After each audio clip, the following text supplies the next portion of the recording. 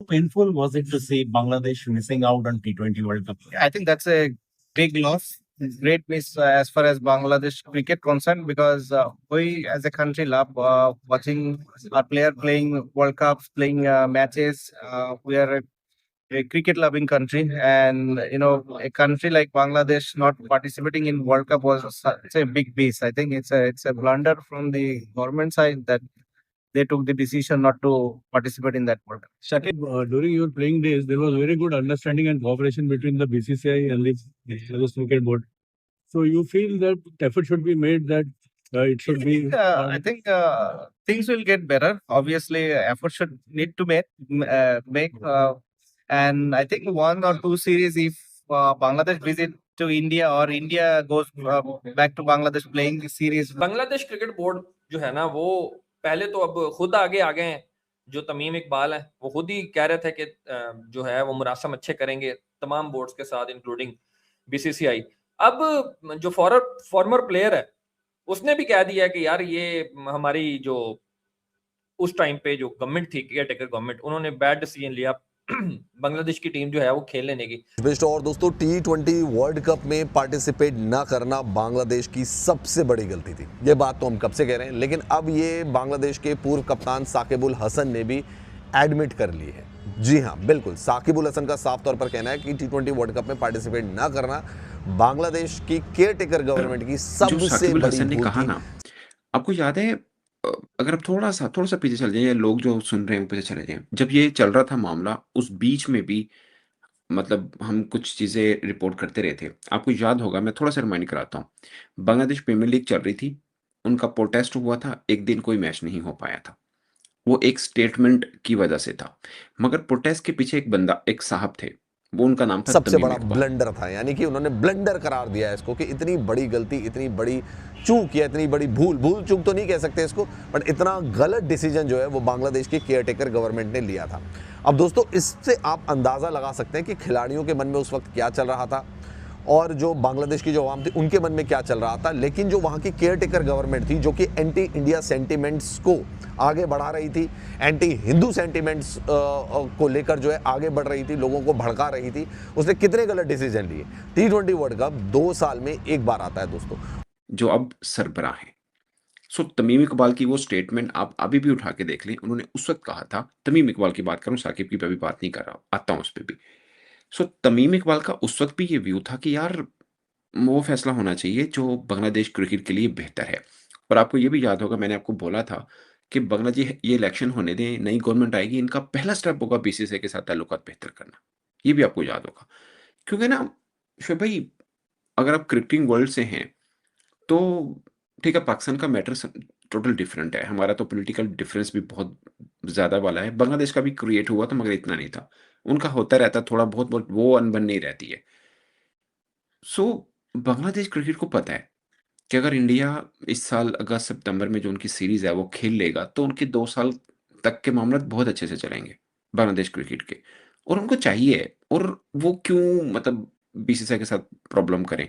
मैं जब एसीसी की मीटिंग होती थी उस वक्त तो बांग्लादेश क्रिकेट बोर्ड बीसीसीआई के साथ खड़ा होता है। ये फर्स्ट टाइम हुआ है कि Bangladesh cricket board Pakistan cricket board के साथ खड़ा हुआ था, फर्स्ट टाइम हुआ है। मतलब रिसेंट पास की अगर एग्जांपल लें, अदरवाइज आपको नजर आएगा हर बार बीसीबी बीसीसीआई के साथ होता था। इस वक्त चूंकि उनको भी पॉलिटिकल गेन कुछ करना था और सब चीजें थी, वो सारा वो हो गया, और बीसीसीआई ने भी गलत स्टेप लिया था मुस्तफिजुर रहमान को फारिग करके, बिल्कुल आउट ऑफ माइंड स्टेप था वो वाला।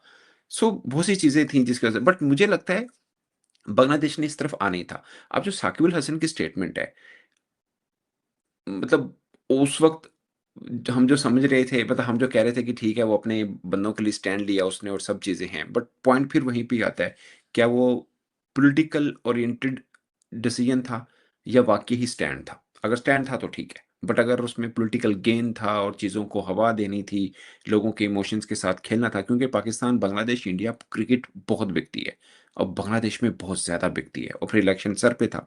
अगर पॉलिटिकल गेन था तो गलत बात है। बट अगर यही बात थी कि मुस्तफ़ीज़ उनका सुपरस्टार है, उस वजह से ये सब मैटर हुआ और उस चीज़ को सिर्फ़ उछाला नहीं गया, उसका फ़ायदा नहीं लिया गया, टोटली उस बेस पे फैसला किया गया, तो फिर तो एक और सभी टीमें जो है उसमें पार्टिसिपेट करना चाहती है, लेकिन बांग्लादेश ने वहाँ पे मुस्तफिजुर रहमान का एक मुद्दा बनाया, जो कि इंडियन प्रीमियर लीग में खेलने वाले थे, जो कि इंडिया की एक डोमेस्टिक T20 लीग है, उसमें खेलने से जब उनको मना किया गया, उसके बाद बांग्लादेश ने जो है नानुकुर करनी शुरू कर दी, बहाने बनाने शुरू कर दी, अकड़ दिखानी शुरू कर दी कि हम T20 वर्ल्ड कप में पार्टिसिपेट नहीं करेंगे।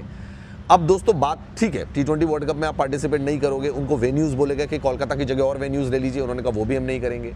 श्रीलंका में ही हमें खेलना है, हम इंडिया नहीं आएंगे खेलने के लिए। फाइनली आईसीसी को एक डिसीजन लेना पड़ा, जिसमें वोटिंग करनी पड़ी और वोट आउट करना पड़ा, और बांग्लादेश बाहर हो गई और स्कॉटलैंड की टीम को T20 वर्ल्ड कप में जगह मिल गई। इससे क्या फ़ायदा हुआ बांग्लादेश का, आप मुझे बताइए। जो पार्टिसिपेशन फीस उनको मिलती वो नहीं मिली, जो उनके खिलाड़ी एक आधा मैन ऑफ द मैच जीतते वो उनके खिलाड़ियों को नहीं मिले। लेकिन सबसे हैरानी वाली बात ये थी कि जब केयरटेकर गवर्नमेंट ने जब मीटिंग बुलाई थी, जिसमें उन्होंने सारे खिलाड़ियों को बुलाया था, उसमें खिलाड़ी ये एक्सपेक्ट कर रहे थे कि उनका भी डिसीजन लिया जाएगा, उनकी भी ओपिनियन ली जाएगी और फिर एक फाइनल कंक्लूजन पर पहुंचा जाएगा। लेकिन खिलाड़ियों को वहां पर बुलाया गया और उनको सीधे सीधे फरमान सुना दिया गया, सीधे सीधे फैसला सुना दिया गया कि बांग्लादेश जो है वो T20 वर्ल्ड कप में इस साल पार्टिसिपेट नहीं करने जा रहा है। अब आप खुद सोचिए, जो देश जो है वो इस तरीके की चीज़ों से गुजर रहा हो, वहाँ पे खिलाड़ी कहाँ आवाज़ उठा पाते हैं। इसलिए खिलाड़ी भी भाई शांत रहे, मुस्तफिजुर की तरफ से भी कोई स्टेटमेंट नहीं आया था, ना खिलाड़ियों ने कोई आवाज़ उठाई, ना दबे शब्दों में ज़रूर सबने कहा कि यार हम तो खेलना चाहते थे T20 वर्ल्ड कप में, हम तो पार्टिसिपेट करना चाहते थे, लेकिन हमारी ओपिनियन को तो कोई तरजीह नहीं दी गई। बुलाया और सीधे हमें फरमान सुना दिया।